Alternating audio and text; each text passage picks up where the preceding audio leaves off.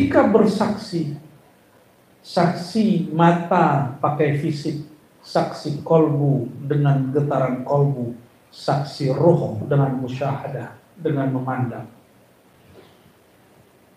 Maka rasa itu adalah alat bersaksi. Rasa itu alat bersaksi.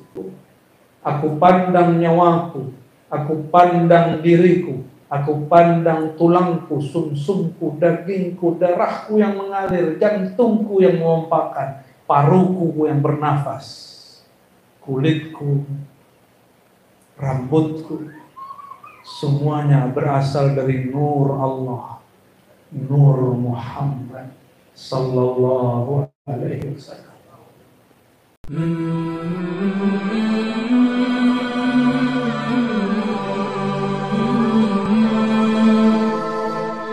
Alhamdulillahilladzi satarana bi jamalihi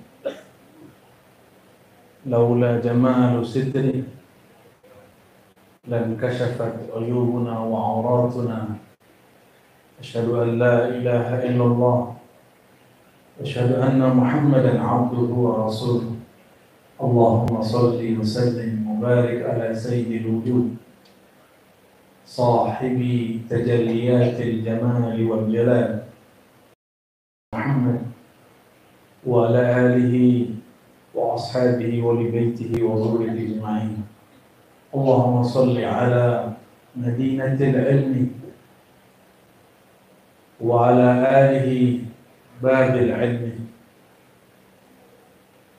Amma ba'du, yang saya hormati Syekhuna Khadimut Tariqah Al-Muhammadiyah As-Sunusiyah Al-Idrisiyah Kiai Haji Baharuddin. Saya takut salah baca Andri Gurut tak? Takut salah melafazkannya.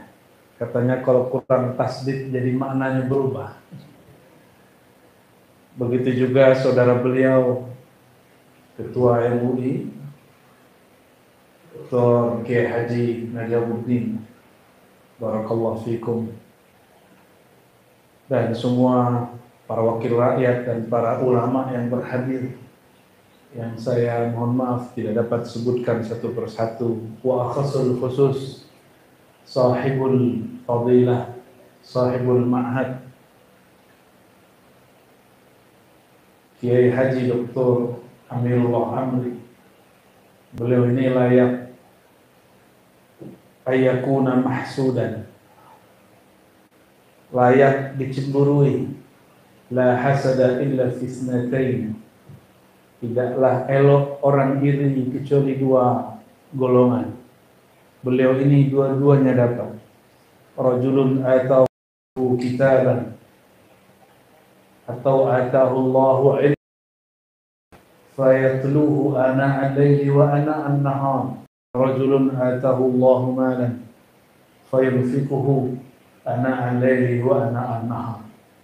Orang yang diberikan ilmu lalu beliau sibuk mengajar, yatlu bisa juga berarti mengalirkannya, tidak hanya berarti membaca. Karena tala itu membaca atau melanjutkan berurutan. Beliau saya lihat ketika kami rihlah 2 hari 3 hari berturut-turut, hampir semua tempat itu sudah dilaluinya. Yang belum dilaluinya cuma surga dan neraka.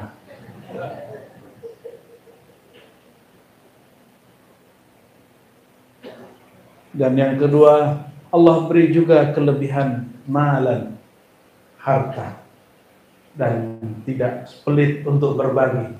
Semoga Allah memberkahi beliau dan keluarganya. Amin.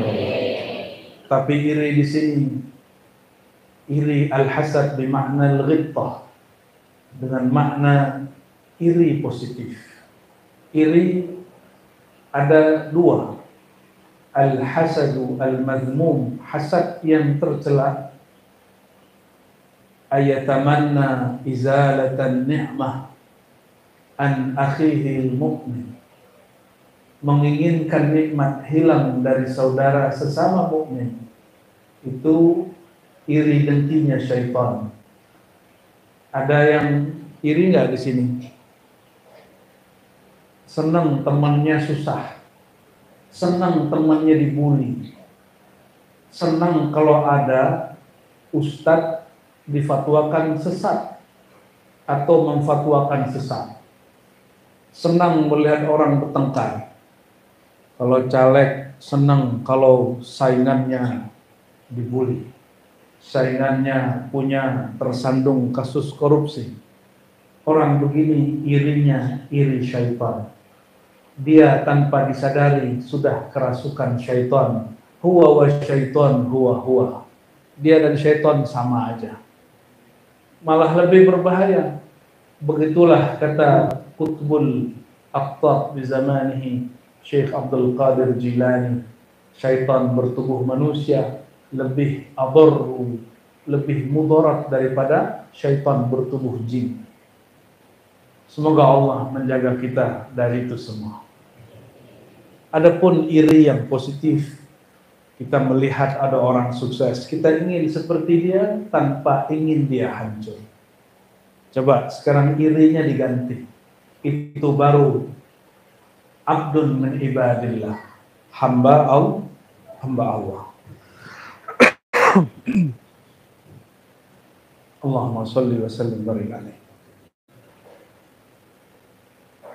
Sebelum kita memulai, mari kita baca surah Al-Fatihah untuk Sayyidina Muhammad sallallahu alaihi wasallam, orang yang paling kenal Allah dan para aulia, para anbiya, para ulama dan khatamul aulia fi akhir zaman. Al-Fatihah.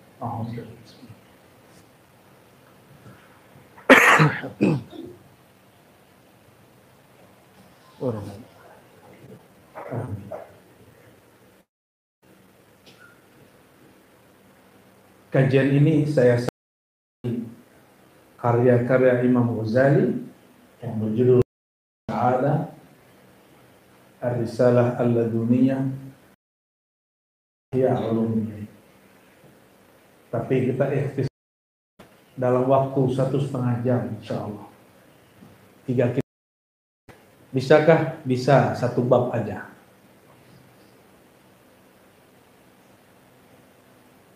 Muqaddimah daripada Kiai Amirullah ini penting. Kenapa kita membiarkan diri menyembah sesuatu yang belum dikenal? Maukah saudara-saudariku menghormati orang yang tidak dikenal? Mau nggak? Menghormati orang yang tidak dikenal, itu namanya bodoh. Ta'zim kepada orang yang tidak dikenal, itu bodoh. Siapa tahu orang ini orang jahat, kenali dulu dia baru dihormati. Kalau tidak, biasa aja. Jika seseorang sulit menghormati yang tidak dikenal, maka bagaimana mungkin seorang mukmin bertahan menyembah sesuatu yang dia tidak mengenalnya? Maukah ibu-ibu ini punya suami tapi nggak kenal suaminya? Mau nggak? Nggak mau ya? Mau mas? Abang? Mau punya istri yang tidak dikenal? Nggak mau. Itu baru hubungan sesama makhluk. Itu sebabnya kalau kita senang seseorang, kita cari tahu dia di sosial media. Kalau orang dulu tanya-tanya orang kampung situ itu siapa. Zaman dulu Kiai Baharudin, ya, zaman belum ada Facebook. Itu siapa? Apa kebiasaan dia? Dia anak siapa? Betul nggak? Karena nggak mungkin kita menikahi seseorang yang kita nggak kenal. Hidup bersama dengan orang tidak kenal. Sholat itu nggak tanggung-tanggung 5 kali sehari. Masa sholat tapi tidak kenal siapa yang disembah? Oke, kita turunin lagi contohnya. Maukah makan 5 kali sehari tapi rasanya nggak ada? Makan coto Makassar tapi tidak ada garamnya, tidak ada sambelnya, tidak ada bawangnya, bentuknya sama, dagingnya bagus, santannya kental, tapi tidak ada garamnya. Mau? Ada yang tahan? Saya yakin orang Makassar bisa-bisa piringnya berputar. Kita tidak tahan, kita marah-marah ketika hidangan ini tidak sesuai dengan yang kita mau. Itulah asbabnya kenapa orang tidak kenal Allah suka marah-marah. Karena hidangan dia tidaklah enak. Hidangan batin dia tidaklah nikmat. Maka dia masih sibuk dengan hidangan batin orang lain. Kenapa sih sibuk dengan orang?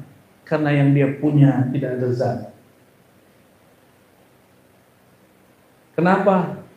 Karena coba-coba masak sendiri. Masak sendiri belum tahu caranya. Buat kopi, gulanya 3 sendok. Terlalu manis. Buat kopi, kopinya setengah sendok, tidak ada rasa. Tapi orang yang ahli buat soto Makassar, buat kopi, walaupun dia cepat-cepat, tapi rasanya pas. Kalau tidak ahli buat soto, buat coto, datanglah ke ahlinya. Kalau tidak ahli buat kopi, minta tolonglah kepada ahlinya. Pahamkah maksud saya? Apa maksud saya? Az-zikru qutul qulub. Begitu perkataan Imam Abu Thalib Al-Makki. Zikir itu zikrullah yang menjadi ruhnya salat. Itu adalah makanannya hati. Betapa anehnya manusia jika makanan lidah ini mesti dimanjakan dengan bumbu-bumbu yang luar biasa, bahkan didatangkan chef yang bersertifikat, yang punya pengalaman.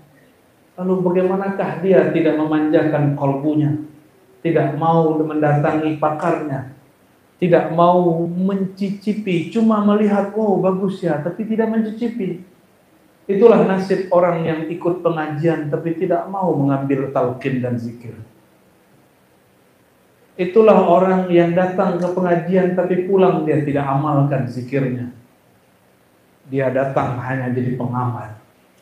Belum lagi jika ada orang datang ke resto, coto masakan Makassar, yang dia cari cuma satu, kesalahan dan kekurangan.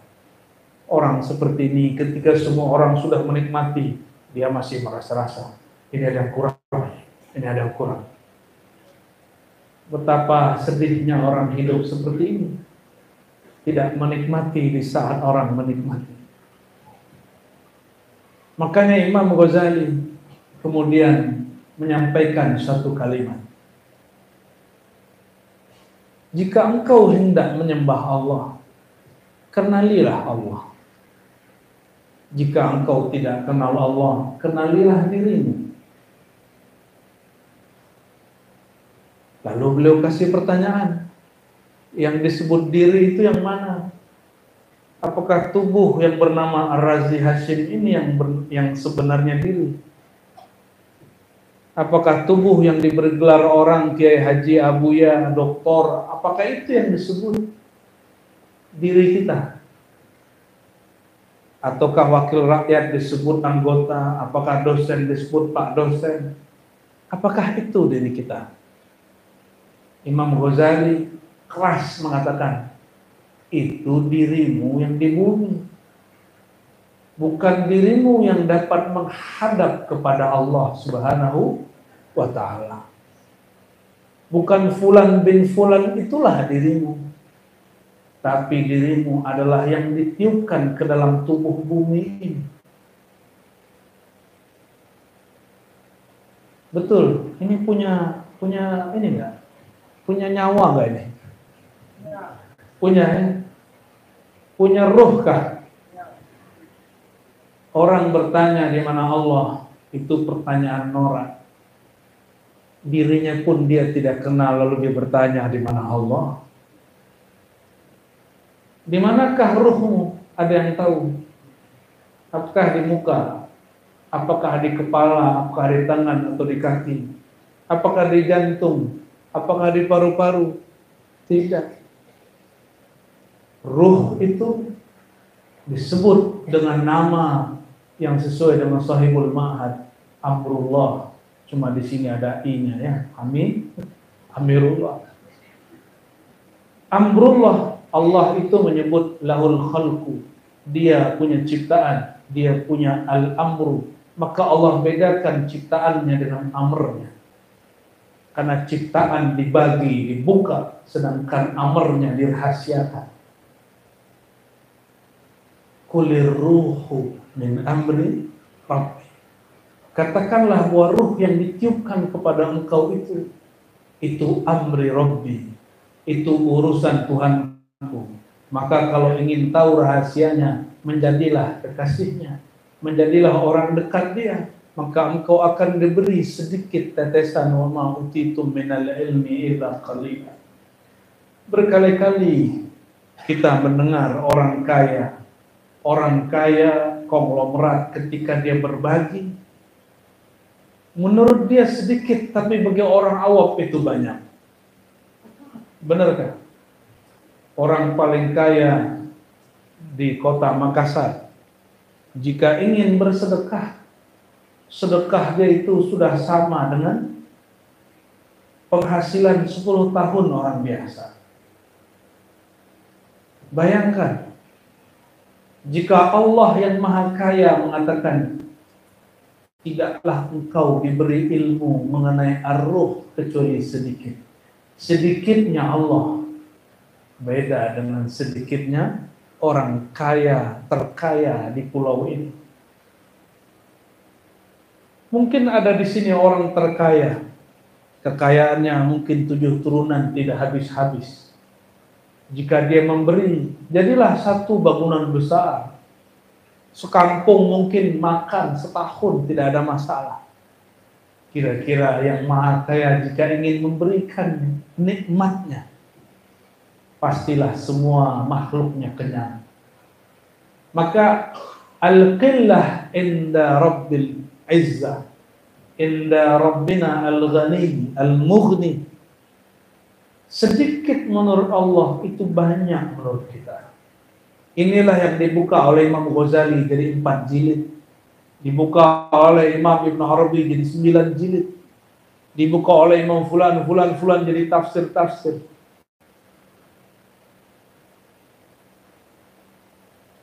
Tapi ilmu ini berhak ada orang yang iri. Benarkah?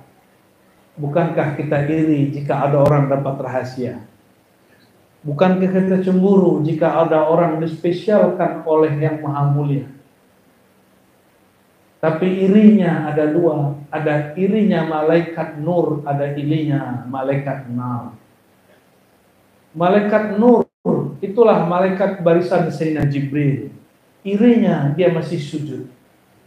Malaikat nar yang bernama Azazil, dia iri dan dikatakan, kenapa perlu aku sujud kepada yang kau ciptakan dari tanah, sedangkan aku dari api. Ternyata iblis mengerti ilmu hakikat. Ketika iblis mengatakan khalaqtahu min tin, engkau ciptakan dia dari tanah, ini ilmu hakikat. Asal muasal kita dari tanah. Tapi Azazil terhijab, terhalang. Dia hanya mengerti setengah hakikat, bahwa hakikat manusia adalah tanah. Itu bashar. Iblis baru dapat separuh ilmu hakikat. Khalaqtuhu min tin, aku ciptakan dia daripada tanah. Ini bab apa? Hakikat, tapi baru separuh. Kalau bab hakikat ini semua juga sudah tahu, iblis pun tahu. Maka tidak semua ulama juga akan terima wa nafakhtu fihi min ruhi. Lalu aku tiupkan kepadanya rohku. Rohku bukan zatku. Beda? Bukan zat Allah masuk kepada kita. Tiupanku, maka ruhi ay ruhullah wa ismu ruhillahi Ahmad. Jadi siapakah yang ditiupkan ke dalam diri kita? Itu sebagian dari hembusannya ruhullah bernama Ahmad, bukan ruh Ahad. Inilah kekeliruan sebagian orang belajar hakikat. Ketika dia mengatakan di dalam diriku ada Tuhan, karena rohku adalah rohnya Allah, dia tidak faham. Ruhullah di situ namanya Ahmad, bukan ruhullah bernama Ahad. Maka ada namanya Haikal Ma'arif, Ahad Zatullah, Ahmad Ruhullah, Muhammad Habibullah. Itu wajahnya jadi serius ya. Mungkin karena saya juga lagi serius ya. Panaskah? Gerah? Allahumma sholli ala. Jadi dari manakah kita mulai mengenal diri? Pertama, nih jalan pertama mengenal diri. Dua saja. Ini ringkasan dari kajian hakikat. Pertama, kenali hakikat basyariyahmu. Berdasarkan surat Shad ayat 72 itu. Inni khaliqun basharan min tin. Sungguh aku ciptakan manusia bashar. Ada insan, ada bashar, ada annas. Bashar ini tubuh yang zahir ini. Tubuh yang sujud depan Ka'bah itu. Ini namanya bashar.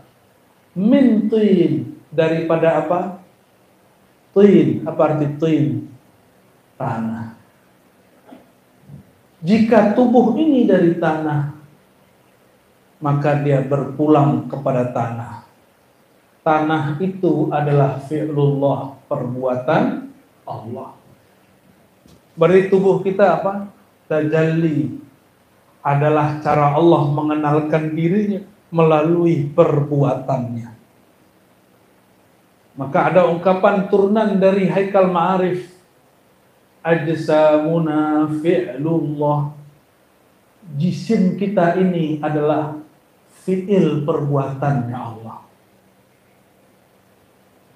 Maksudnya Allah berbuat, bertajalli melalui tubuh. Makanya hadisnya sahih menyebutkan inna Adam khuliqa ala suratir rahman. Sesungguhnya sang Adam, ini keturunan Adam atau keturunan malaikat? Atau keturunan Banul Jan, jin? Yang mana nih? Coba lihat kakinya di bawah, tidak? Nempel di lantai tidak? Oh, masih nempel. Ya. Ini ada yang hadir ini, cuma tak terlihat mata. Mungkin ada sebagian Allah izinkan terlihat. Inni khaliqun basharan min tin. Kalau kepada kaum jin, inni khaliqun jan, penciptakan jin min nar, min marjin min nar. Aku ciptakan kaum jin Banul Jan daripada api, keturunannya daripada intinya api. Atau marjin min nar, mungkin bunganya api.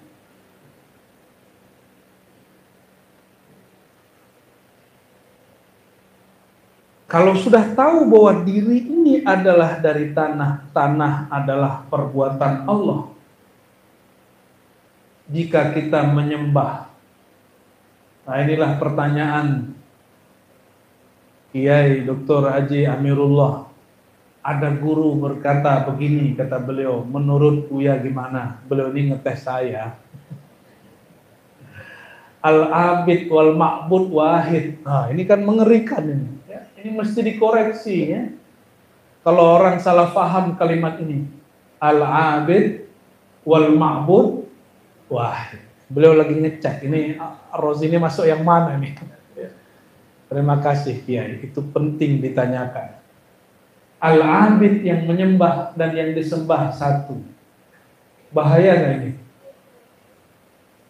Dulu waktu saya kecil, guru kami Abuya Malin Maraju An-Naqsyabandi As-Samaniyah, Al-Muhammadi juga, karena Samaniyah itu Al-Muhammadi. Apa kata beliau? Ada masa nanti satu makom engkau tidak sadar siapakah yang sedang sujud, siapakah yang sedang menyembah. Entah dia yang menyembah engkau, entah engkau menyembah dirinya. Waduh, saya besok langsung lapor sama mursyid saya yang tertua, Abuya Hasan Basri. Ini guru muda namanya Abuya Malin Marajo, sedang berkalam malam tadi. Entah hamba, entah Tuhan yang menyembah hamba, entah hamba yang menyembah Tuhan, ataukah dia dan dia satu. Tapi harapan saya apa? Beliau marah dan bilang, Buya Malin Marajo itu orang kafir, zindik. Itu yang saya harapkan. Ternyata ada murid yang suka memprovokasi guru, supaya gurunya marah-marah dan mengkafirkan orang. Hati-hati, itu masa lalu kami. Itu masa lalu kami. Ternyata saya berhadapan dengan wali Allah, wali yang kolbunya dijaga oleh Allah. Ketika saya berkalam begitu, beliau diam, la kalam wala salam, tidak berkalam walau harfan, satu huruf pun tidak berkalam.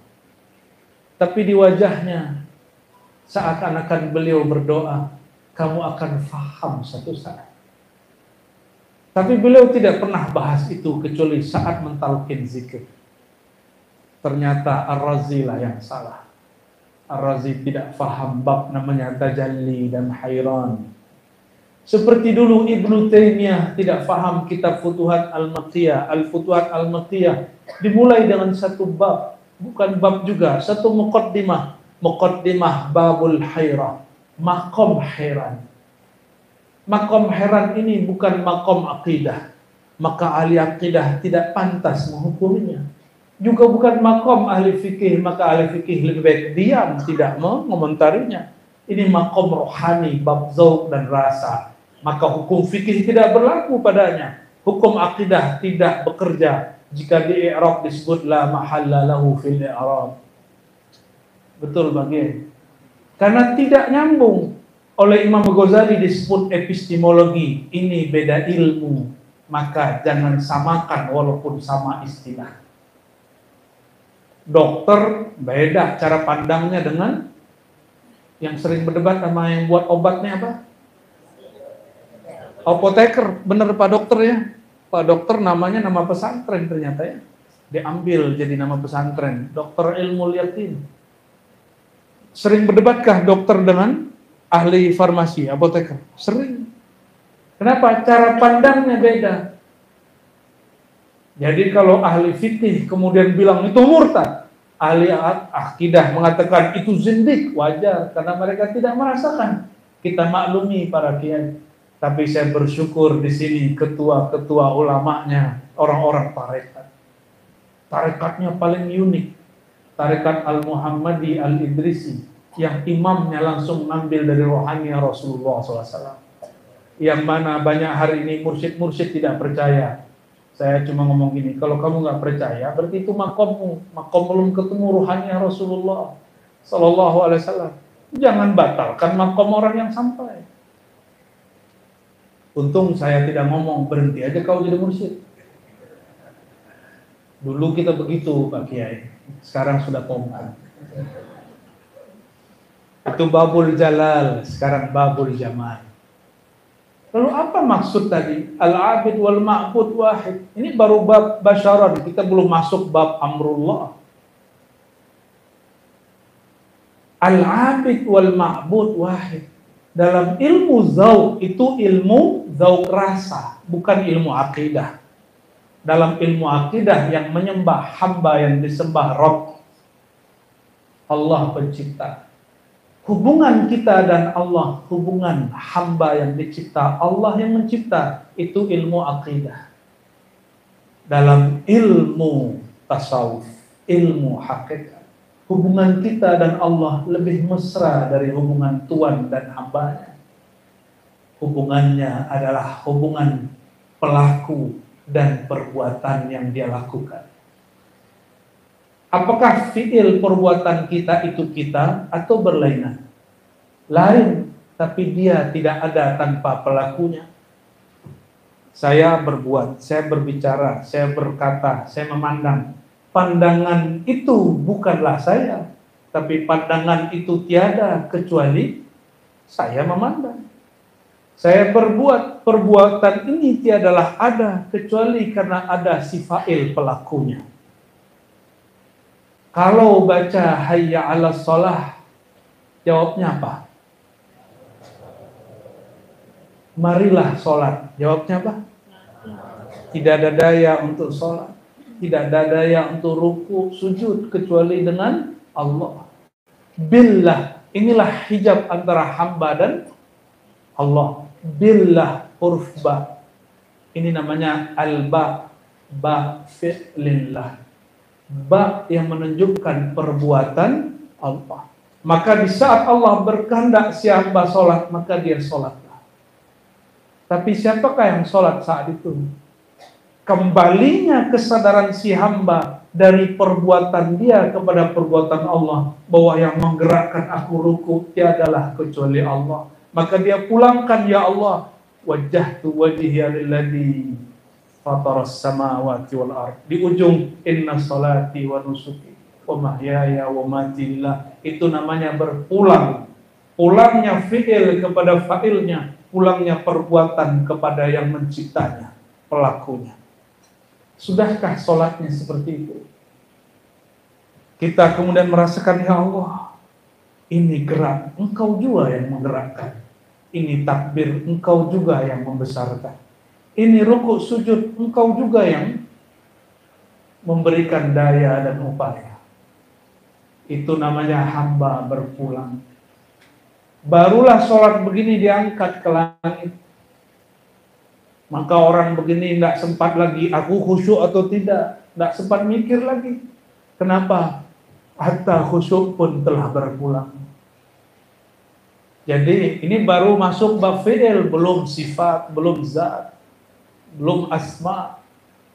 Ketika berpulangnya fi'il, adanya kesadaran hamba, saya sadar ketika saya sholat ini, bukanlah Allah yang sholat, bukan. Tapi perbuatan ini, sholat ini adalah perbuatannya Allah. Al-abid fi'lullah wal ma'bud fa'iluhu wa huwa Allah. Zindikkah orang ngomong begitu? Yang sholat itu perbuatan Allah yang disembah, kembali perbuatan kepada yang berbuat. Apakah zindik, kafir orang begitu? Tidak. Itulah hubungan. Pernahkah berpisah perbuatan dengan yang berbuat? Pelaku dengan lelakunya. Pernahkah terpisah? Begitulah wa nahnu aqrabu ilaihi min hablil warid. Kami lebih dekat kepada engkau, kepadanya, melebihi urat nadimu. Karena yang menggerakkan nadimu, itulah dia. Pulang. Itu yang disebut berpulang. Maka nanti inna lillahi wa inna ilaihi raji'un. Bab ini sudah cukup. Sampai di sini sudah cukup menjadi kekasih Allah level 1.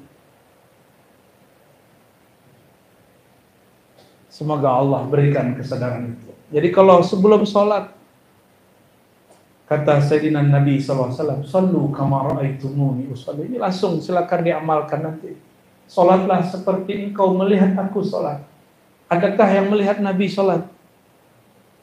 Maka etikatkan guru kita di depan, yang bersambung kolbunya kepada kolbu Rasulullah SAW. Lalu baca salam kepada Rasulullah. Assalamualaikum ya Rasulullah. Hadirkan dia di depan, seakan-akan dia imam kita, baru kita bertakbir. Di saat itu barulah lebur perbuatan kita dalam perbuatan Allah Subhanahu wa taala. Nanti hilanglah banyak pikiran, yang muncul hanya rasa. Jadi kapan khusyuk itu berat? Kalau difikirkan. Kapan khusyuk itu tidak lagi terfikirkan? Kalau rasa sudah ada. Jadi kalau ada orang bertanya, ilmu ma'rifat itu sulit, ya karena kamu pikirkan. Kan la tatafakkaru fi zatillah. Jangan pernah pikirkan zat Allah. Dari tadi saya ngajar nggak pakai pikiran, saya mengajar pakai rasa. Yang kata orang ini berat, ini tidak jadi berat.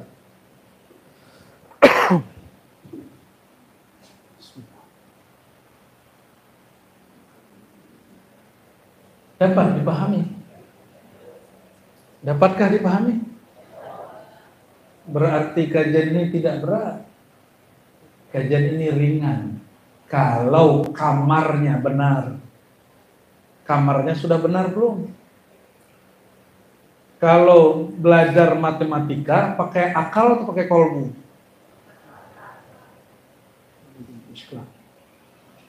Kalau belajar matematika pakai kolbu, nangis. Syukurlah, Mas. Kalau belajar akidah pakai kolbu atau pakai akal? Belajar akidah pakai akal. Belajar fikih pakai akal dan tubuh. Kalau belajar fikih pakai kolbu, baru niat sudah nangis. Saya ngaji niat nangis, Pak. Makanya saya nggak berani ngajar fikih. Kecuali nanti sudah dikuatkan Allah. Kalaupun saya ngajar fikih, kita alihkan pakai bahasa Arab. Jadi ada beberapa santri datang, saya ngomong bahasa Arab. Biar nggak berasa-berasa amat. Lain. Imam Ghazali mengatakan dulu ilmu fikih dan tasawuf itu satu. Disebut ulumuddin.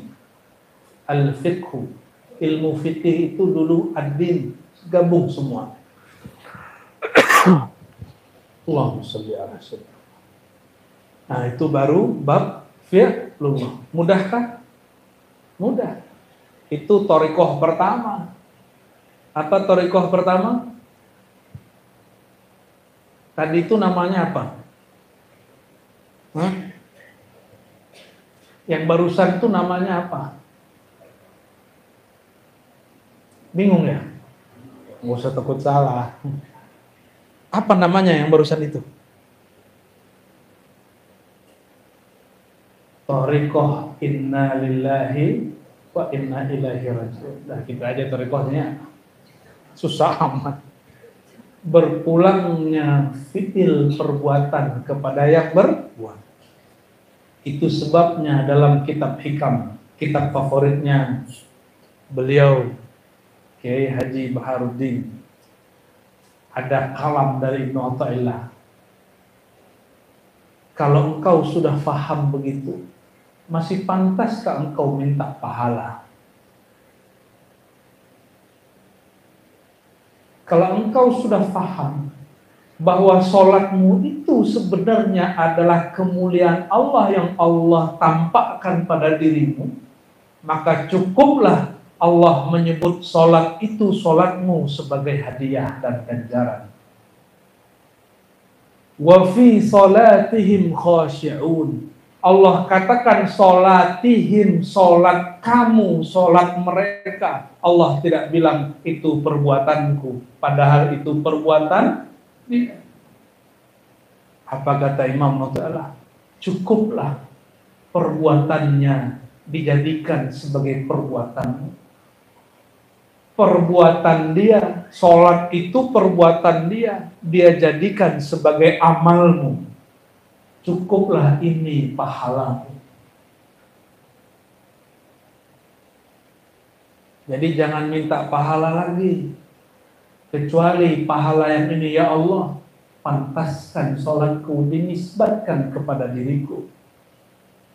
Itulah kenapa ulama kita berdoa, Allahumma taqabbal minna sholatana. Ya Allah, mohon terima sholatku ini menjadi sholat sebagai perbuatanmu. Itu maksudnya. Tapi banyaklah orang sholat. Sholatnya masih untuk keperluan dunia. Banyaklah orang haji umroh. Ini kan banyak nih ustadz yang bawa umroh ini ya, haji. Coba tanyalah. lihatlah orang-orang jamaah di depan multazam. Apa yang dia minta? Ya Allah, perusahaanku sedang mendaftar di kementerian tapi belum lolos izin tambang.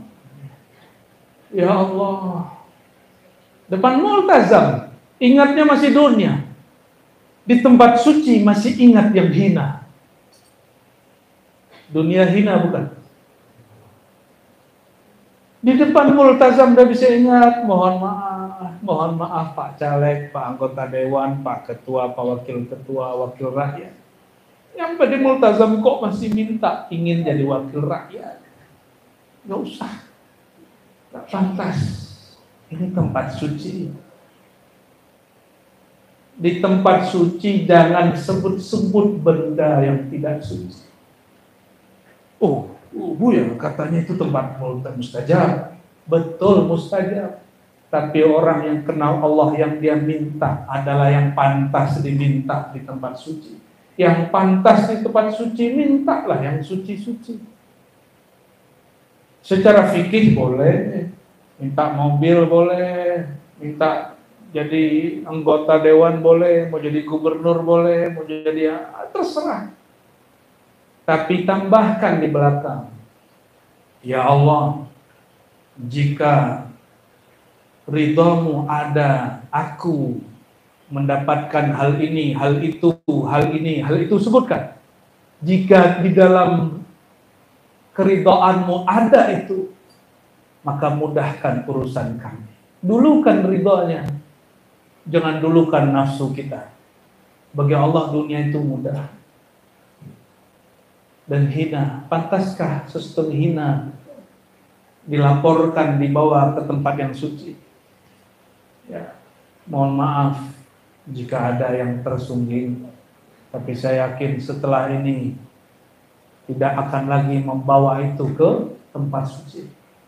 Itu sebabnya Allah sudah tulis di Quran, ini orang banyak lupa. Wa minan nas may yaqulu rabbana atina fid dunya hasanah wa ma lahu fil akhirati min khalaq. Banyak orang doa, ya Allah, dunia kami, dunia kami, dunia kami, dunia kami, bisnis kami, urusan kami. Dan dia lupa urusan akhiratnya.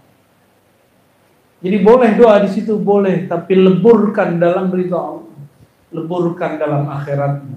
Jika ini baik untuk akhiratku, ya Allah mudahkan. Baru pantas berdoa di situ.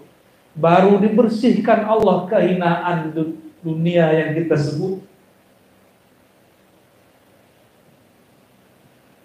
Allahumma sholli ala sayyidina. Lanjut.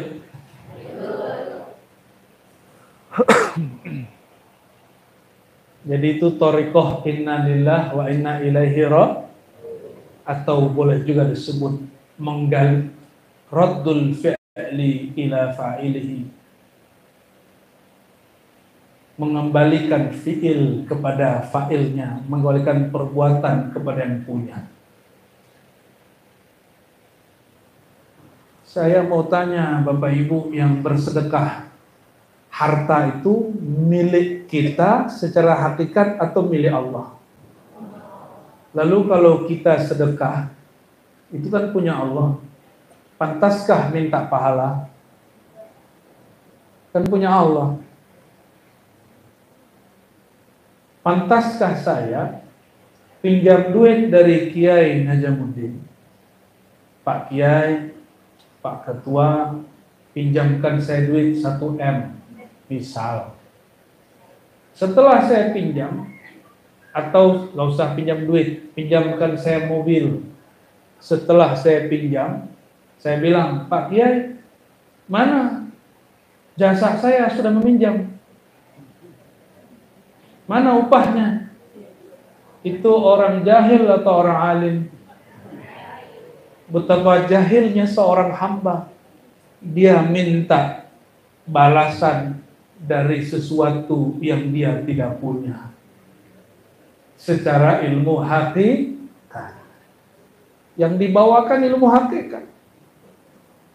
Orang yang meninggal nggak sholat lagi. Dia kalau sholat, sholat hakikat. Orang meninggal nggak zakat lagi. Dia cuma zakat hakikat. Makanya alam ini namanya alam taklif. Mutu qabla anta mutu. Ini bukan hadis Nabi, ini perkataan Sayyidina Umar. Matikan dirimu sebelum mati. Hukumkan dirimu secara hakikat itu sudah mati. Sehingga kamu faham ketika kamu mati nanti yang dipakai cuma hukum ma'rifat. Hukum ta'rif, bukan hukum taklif. Ta'rif itu bermakrifat. Taklif itu beban. Apa hukumnya ini Ustaz? Apakah ini berpahala Ustaz? Apa faedahnya ini Ustaz?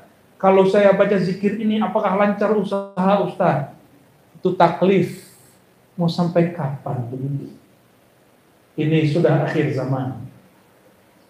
Ini sudah akhir zaman. Tubuh kita sudah mulai, ada yang mulai dewasa, remaja, menua.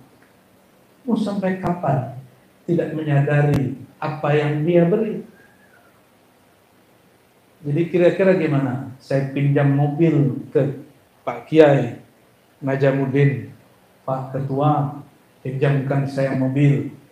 Setelah 3 hari saya bilang, Pak Ketua, saya sudah pakai 3 hari, saya sudah mandikan, saya kembalikan. Mana upahnya 1 hari, 2 hari, 3 hari?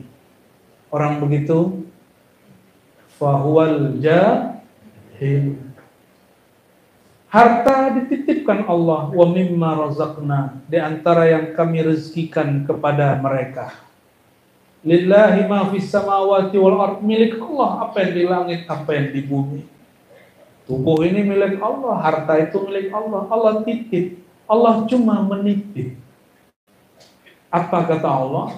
Pakai untuk kamu sebagian, bagikan sebagian. Ini titipan Allah. Maka yang amanah dia berbagi. Ciri-ciri orang amanah suka berbagi. Hari ini sudah amanah belum? Sudah berbagi belum? Ciri-ciri orang amanah suka berbagi. Sudah berbagi belum? Ya sudah. Tabassumuka fi wajhi akhika sadaqah. Senyummu sedekah. Senyum dulu dong. 1, 2, 3. Senyum. Allahumma sholli ala Muhammad. Cuma cemberut ya. Allahumma sholli ala sayyidina. Kalau belum berbagi harta, berbagilah bahagia. Senyum itu berbagi bahagia. Kalau enggak sanggup, berbagilah doa. Assalamualaikum, sapa orang dulu. Jangan mandang orang karena beda jenggot, beda celana, beda torekot, beda mazhab, beda manhaj. Beda lah. Lain faham dengan saya. Kullu bid'atin dhalalah wa kullu dhalalatin finnar. Allahumma sholli ala sayyidina. Sungguh aneh orang hari ini, tambah beragama, tambah tegang wajahnya. Tambah beragama, tambah memuakkan melihat wajahnya. Tambah mengaji, tambah ngeselin sikapnya. Sungguh sedih melihat orang tambah rajin haji umroh, tambah tinggi hatinya, tambah suka berbagi, tambah merasa dirinya kaya. Nih, ciri-ciri sedekahnya diterima Allah, mau tahu? Bisa diketahui, gak nunggu akhirat kelamaan, itu ilmunya telat. Imam Ghazali menerjemahkan ilmu tasawuf lain dengan ilmu fikih. Fikih itu mengetahui sah dan batal, ma'rifatu ma sahha minal amal wa ma batal wa ma batal, mengetahui sesuatu yang sahih dan yang tidak sahih. Maka sholat rukun 13 kalau kurang rukun batal. Berarti ilmu fikih dapat memutuskan sholat ini batal. Lalu adakah ilmu yang dapat memutuskan, mengetahui indikator sholat ini diterima, sedekah ini diterima, haji diterima? Kalau kata sebagian ahli fikih, enggak semua, hanya Allah yang tahu. Kata ahli hakikat, kamu norak. Kenapa? Imam Ghazali ahli fikih mengerti bab ini. Apa kata beliau? Ilmu tasawuf ente harus punya. Tasawuf itu ma'rifatul qabul warrad, mengetahui amal yang diterima, amal yang ditolak. Ini standar tasawuf Ghazali. Maka orang kalau bertorikot mu'tabarah, mengaku ikut manhaj Imam Ghazali, belum sampai pada level ini, jangan ngaku-ngaku ikut thariqat Imam Ghazali, tasawuf Imam Ghazali. Mau tahu sedekahnya diterima atau tidak? Mau. Nisyanul amal. Engkau tidak merasa bersedekah, hanya merasakan menyampaikan amanah. Kalau begitu, nanti tidak disapa oleh orang yang diberi, tidak tersinggung. Ciri-ciri sedekahnya tidak diterima, hadiahnya ditolak Allah. Nanti yang diberi lupa menyapa. Apa kata dia? Baru saja jadi orang, sudah lupa denganku. Kalau bukan aku yang support dia dulu, sedekahi dia dulu, tidak ada itu si fulan sukses. Ciri-ciri amal, itu sering terjadi di pesantren, di partai politik, bahkan di thariqah. Ada mursyid berkalam begini kepada saya, itu si fulan gak akan jadi orang kalau bukan aku yang didik. Itu ciri-ciri pendidikan dia ditolak Allah. Apa kata seorang partai politik, ya, aktivis partai politik kepada saya, itu yang jadi gubernur sekarang itu. Dulu makan sisaku itu. Kalau bukan aku yang bimbing dia, gampar dia nggak jadi gubernur. Sekarang lupa kepada aku. Kata yang bangun masjid, waduh kurang ngajarnya pengurus masjid yang baru. Masa dia tidak kenal kepada Pak Haji Fulan bin Fulan? Kalau bukan karena saya nih Pak Haji ini, tidak jadilah masjid ini. Gaya benar. Itu kalau saya bisa ambil mulutnya, saya ambil mulutnya itu. Karena sayang kepada dia. Jangan mengatakan sesuatu yang kita tidak tahu. Jadi apa ciri-ciri sedekah diterima? Kita lupa kalau sudah bersedekah, kita lupakan itu. Ciri-ciri yang khidmat ke thariqah Al-Muhammadiyah. Khidmatkan banyak dari kemarin, lelah, capek, saya lihat wajahnya udah ngantuk-ngantuk ya. Udah masuk angin, pegang punggungnya, gitu. Langsung pakai, pegang punggungnya langsung, saya kira jin yang keluar. Menemani kita dari kemarin, Masya Allah. Hati-hati, ciri-ciri khidmat tidak diterima. Anda merasa telah berjasa. Lupakan itu. Cukup katakan, terima kasih ya Allah izinkan aku berkhidmat. Karena izin Allah lah kita berkhidmat. Karena izin dan semua anugerah dari Allah lah Bapak Ibu, Pak Haji ini, Bu Haji ini bersedekah. Begitu juga kepada para guru, termasuk Al-Fakir, hamba Allah yang lemah ini. Bisa bicara ilmu-ilmu berat kata orang, dan menjadi tidak berat bukan karena pintarnya Ar-Razi, tapi pintar dipintarkan, alim dialimkan. Jadi kalau orang tanya, apakah Ar-Razi orang alim? Tidak, saya cuma dialimkan. Hanya diberitahu. Dulu lahir saya tidak tahu ilmu ini, lalu diberitahu melalui guru-guru. Falaula masyaikhuna ma'arafna. Kalau bukan karena guru-guru mulia, kita juga tidak tahu. Maka tiadalah Ar-Razi kecuali cuma kuku-kuku dari para guru. Bahkan saya ini tidak lebih mulia dari kukunya mursyid saya, masyaikh saya. Ini baru sedikit ilmu mereka yang kita buka. Man arafa nafsahu faqad arafa rabbahu. Siapa yang kenal bahwa perbuatan dirinya adalah perbuatan Allah, maka dia akan malu menisbatkan yang tidak pantas kepada Allah. Kalau salah jangan coba-coba kaitkan dengan Allah. Karena hubungan ini hubungan rasa. Dan rasa itu yang membuat kita menghormati orang. Kenapa orang Bugis kalau acara pernikahan lalu bawa-bawaannya banyak? Karena rasa. Untungnya ada yang sudah mau membelah rasa. Ya. Bapak Ibu yang melakukan Allah, man arafa nafsahu faqad arafa rabbahu. Ini kalam yang menjadi kitab berjilid-jilid. Siapa yang kenal diri, dia akan kenal asal muasal diri, yaitu diri sejati yang menyebut dirinya Zatullah. Oleh ulama ahlul haqiqah, karena bingung lagi istilahnya, disebut Zatul Buhti. Zatul Buht bukanlah nama, itu hanya istilah. Zat yang tidak dapat dibayangkan. Kenapa? Membayangkan pakai pikiran. Oleh karena itu, thariqah, metode pertama, thariqat kembali, inna lillahi wa inna ilaihi raji'un. Jadi nanti kalau sedekah, kembalikan. Ya Allah, ini hartamu, aku kembalikan kepada hamba. Kenapa wakaf itu menjadi spesial? Karena wakaf itu mutlak semua. Wakaf lillah.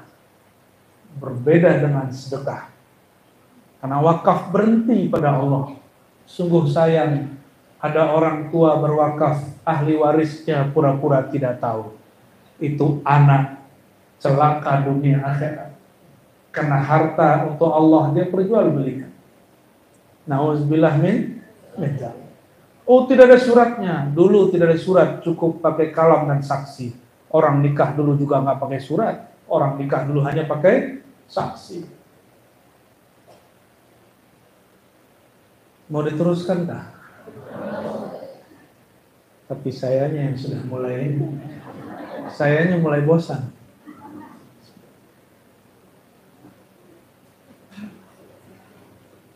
Thariqah kedua, mau? Ini thariqah agak sedikit beristilah. Inilah yang disebut dengan thariqat nur Sayyidina Muhammad sallallahu alaihi wasallam. Apakah yang dimaksud thariqat nur Sayyidina Muhammad sallallahu alaihi wasallam? Inilah yang dulu disebut oleh Syekh Abdul Samad Al-Falibani, Syekh Muhammad Arsyad Al-Banjari, Syekh Muhammad Nafis Al-Banjari, Syekh Daud Fatani, Tok Kenali. Apa kata mereka? Syekh Burhanuddin Asy-Syattari, begitu juga Syekh Yusuf Al-Makassari.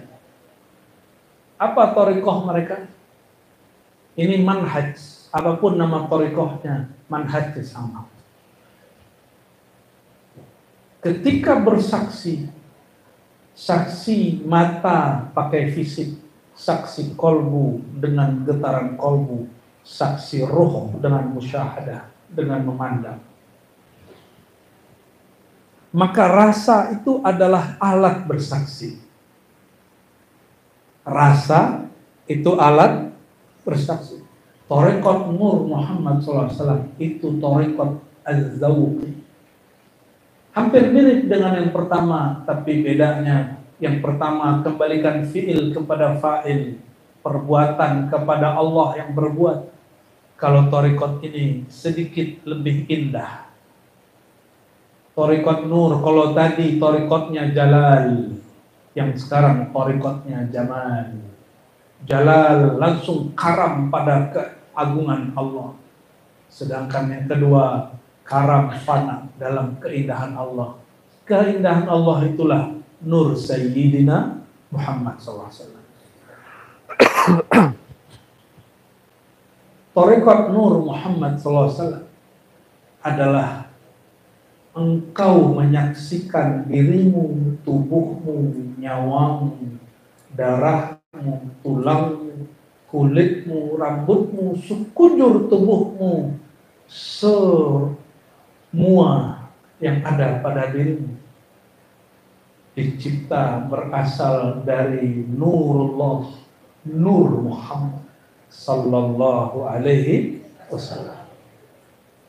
Maka kita pandang diri, ya Allah, aku bersaksi, aku pandang tubuhku, aku pandang nyawaku, aku pandang diriku, aku pandang tulangku, sumsumku, dagingku, darahku yang mengalir, jantungku yang mengompakkan, paruku yang bernafas, kulitku, rambutku, semuanya berasal dari nur Allah, Nur Muhammad sallallahu alaihi wasallam. Mau ngikuti? Mau coba? Oke, coba. Pegang tangannya di dada, pejam matanya semua. Letakkan apapun yang mengganggu kita. Asyhadu an la ilaha illallah. Asyhadu an la, sama-sama. Asyhadu an la ilaha illallah. Wa asyhadu anna Muhammadar Rasulullah. Ya Allah, ya Allah, daku bersaksi, aku menyaksikan diriku, nyawaku, tubuhku, tulangku, darahku, dagingku, kulitku, rambutku, dari ubun-ubunku sampai ujung kakiku, semuanya dari nur Engkau ya Allah, dari nurullah, nur Muhammad, nurullah, nur Muhammad sallallahu alaihi wasallam. Al-Fatihah. Amin.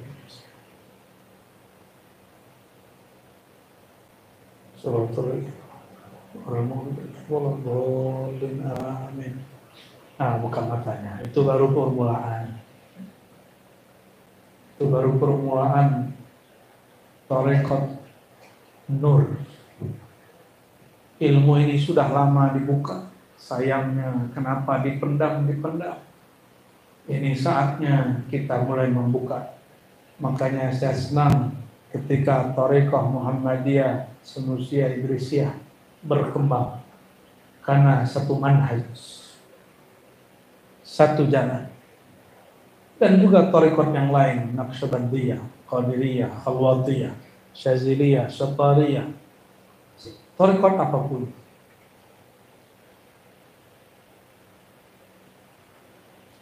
Bacalah itu pagi hari, sore hari, perpindahan waktu, dan perpindahan alam dari alam jaga ke alam tidur. Sebelum tidur, bacalah itu. Mau mengamalkan? Silakan saya ijazahkan. Ajaz itu.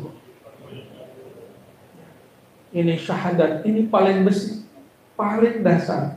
Jika dasar ini tidak dibuka, dibagi, syahadat kita tidak akan pernah berbuah. Tapi di atas ini ada lagi syahadat yang lain. Jangan senang dulu.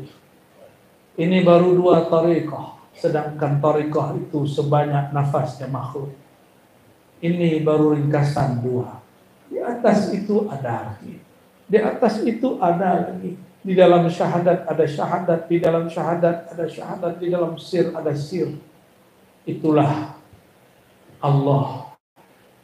Ma'rifatnya tak berujung. Kalau ada orang mengatakan saya sudah usul, ma'rifat sudah selesai, fashhadu annahu jahil. Yang mengatakan saya sudah usul, ilmu ini sudah selesai, ketahui itu orang jahil. Allah laisa kamitsli syai', lam yakul lahu kufuwan ahad. Allah itu enggak ada bandingnya karena dia unlimited, tidak terbatas, ghair mahdud, tidak terbatas. Maka ilmu apapun tidak akan mampu menguasainya. Bal huwa muhitun bi kulli syai'. Justru dialah yang menguasai segala sesuatu. Itu tarekat jalan nur Muhammad SAW. Jadi kalau badan sakit, nah, enggak usah mengeluh. Katakan, ya Allah, aku bersaksi, baca syahadat. ini amalan saya. Ya, ini amalan saya. Coba istri saya mendengarnya, saya mengeluh. Padahal saya bilang, istri saya bilang, kamu kenapa mengeluh? Enggak, saya lagi zikir. Dia nggak tahu. Saya katakan, ini nikmat sekali. Ya Allah, aku bersaksi, tubuh ini, nyawa ini, daging ini, itu nikmat. Saking pun lezat. Badan terasa sakit, tapi kolbu terasa melayang. Kolbu kita terasa mendekat, terasa ditimang-timang oleh yang memegang kolbu. Bukankah Allah antara jari-jarinya ada kolbu Bani Adam? Betapa indahnya rasanya jika kita mengenang dulu ditimang-timang ayahanda dan ibunda.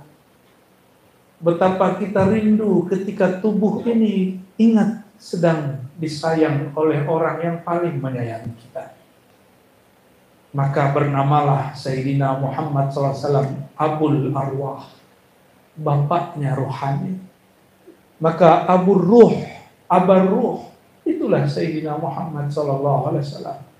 Jika ruh sadar berpulang kepadanya, barulah air mata mengalir, seperti seorang anak rindu kepada ayahnya, seperti seorang putri rindu kasih sayang ibundanya. Maka kalau mencari jalan, bukan torikot A, B, C, D.